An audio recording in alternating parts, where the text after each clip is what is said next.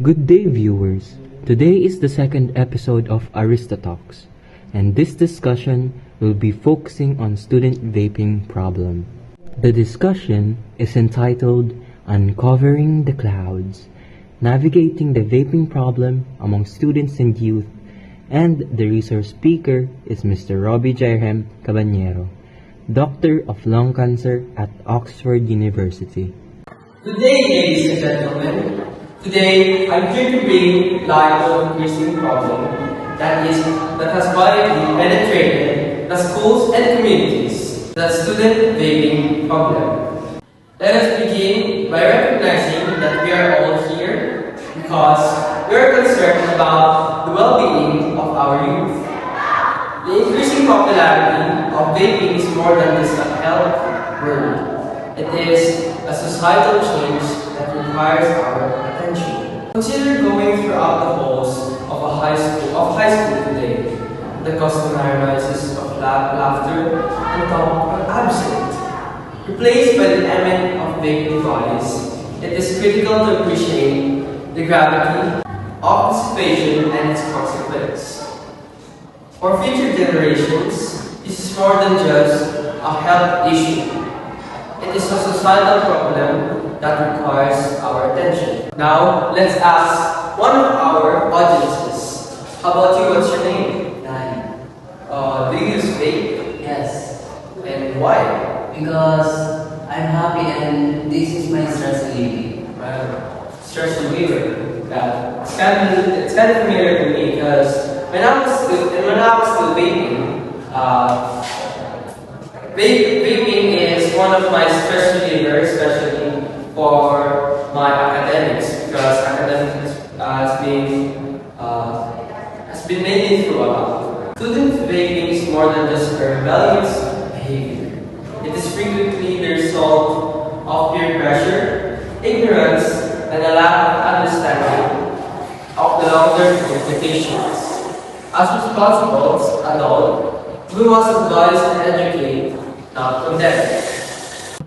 Let's go to the mechanics of vaping. Sleep gadgets and flavored pods may appear innocent, but beneath the surface, it's a potent combination of nicotine and chemicals that can have serious health consequences, impacting both physical and mental being. Now let's ask one of the parents here. What's your name, Ma'am? Christina. Ma'am Christina, I have a question for you. Are you aware of the negative effects of vaping? Yes. Can you give one of the examples of negative effects of vaping? Can go at the end. Yeah, that's right. That's one of the negative effects of vaping. Doc, in what ways did your body change when you do not use vape compared to when you use it? Okay, that's a great question. At the time that I'm still vaping, I experienced two things. First is my breathing problems, and second is my bodily energy. I'm always trained, but at the time I quit vaping, I think it's in just 2 weeks, my breathing problem is gone and my entire bodily experience are now always active. According to Johns Hopkins lung cancer surgeon Stephen Roderick, e-liquid concoctions usually include some mix of flavorings, aromatic additives, and nicotine or THC. THC is the chemical environment that causes psychological effects. Yeah, it's quite dangerous. And dissolved in an oily liquid base. We think that some of the vaporized elements of that oil are getting deep down into our lungs and can cause an bad inflammatory response. Vaping poses potential risks across various areas of health. In the mouth, it may cause inflammation, leading to gum disease, and temporary loss of taste. Nicotine in vaping can negatively impact brain development, affecting learning, concentration, mood, and impulse control, with some changes being permanent.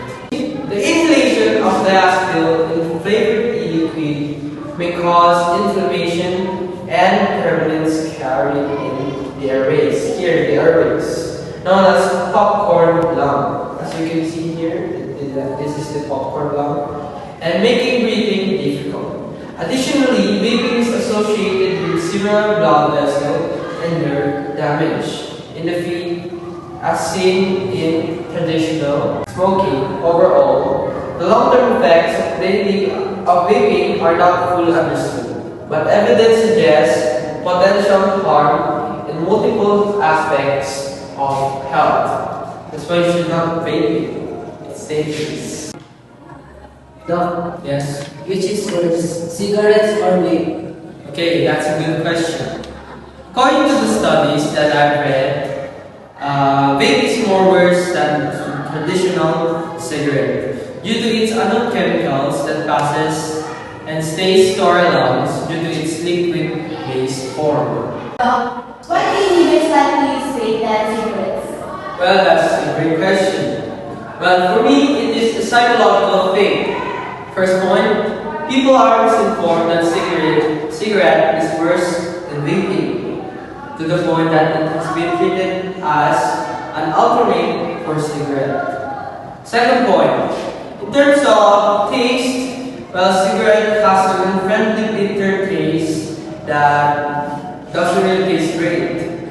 But on the other hand, vape comes from a lot of different flavors, and honestly, vape really tastes good. You can come from menthol, from pastry flavors. You can pop some strawberry cheesecake if you want, and yeah, it comes from a lot of flavors.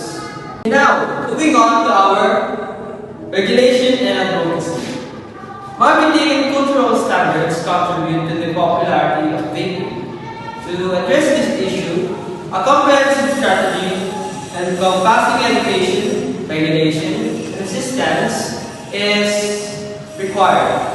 Advocating for stricter advertising, age limits, and fines is critical. Knowledge, school efforts, community, seminars, and support groups may all help improve people's attitude and encourage healthier choices. In closing this speech, let us imagine a future in which our classrooms are not surrounded by the vapors of addiction, but rather filled with fresh air of education, resilience, and empowerment. Together, we can foster an environment in which our students may grow free of restrictions of vaping. According to Mikhail Bershadsky, we need to write off vaping as a safe alternative for smoking. It's not safe. Vape has been acting as a deadly cigarette in disguise. If we don't do anything to address this issue, the future generation will be in great danger.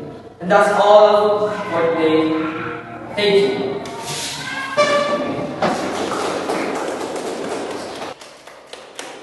Thank you very much for watching. Stay tuned for the episode 3.